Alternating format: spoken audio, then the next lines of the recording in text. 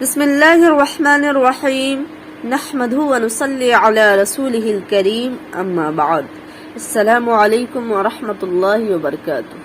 میری عزیز بہنوں، کچھ ایسی چیزیں ہیں، کچھ ایسی غلطیاں ہیں جس کو اگر شوہر یا بیوی کر لے تو میاں بیوی آپس میں ایک دوسرے کے لیے حرام ہو جاتے ہیں۔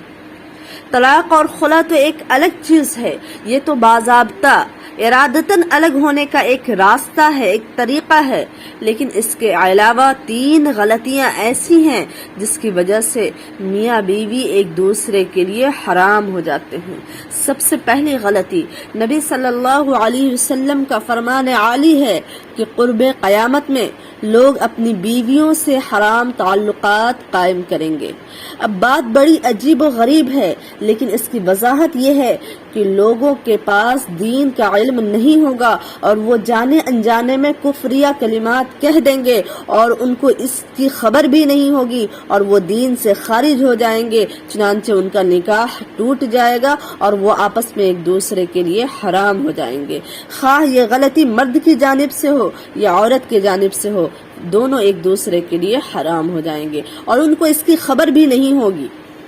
نمبر 2، مرد اپنی بیوی کو کہہ دے کہ تم میری ماں کی طرح ہو، یہ زہار ہوتا ہے، تو اس کی وجہ سے بھی اس پر اس کی بیوی حرام ہو جائے گی اس وقت تک کے لیے جب تک کہ وہ کفارہ ادا نہ کرتے۔ اور کفارہ کیا ہے؟ کفارہ یہ ہے کہ ایک غلام آزاد کرے، یا اس کی طاقت نہ ہو، غلام آزاد نہیں کر سکتا ہے تو 60 روزے مسلسل رکھے بغیر ناغہ کیے ہوئے لگاتار، اور اگر اس کی بھی طاقت نہ ہو، گنجائش نہ ہو تو پھر 60 مسکینوں کو کھانا کھلائے۔ کفارہ ادا کرنے کے بعد ہی اس کی بیوی اس کے لیے حلال ہوگی۔ اور نمبر 3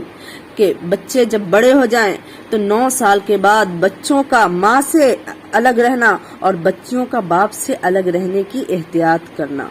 یہ تینوں بڑے حساس مسئلے ہیں جس سے احتراز کرنا، بچنا بہت ہی لازم اور ضروری ہے۔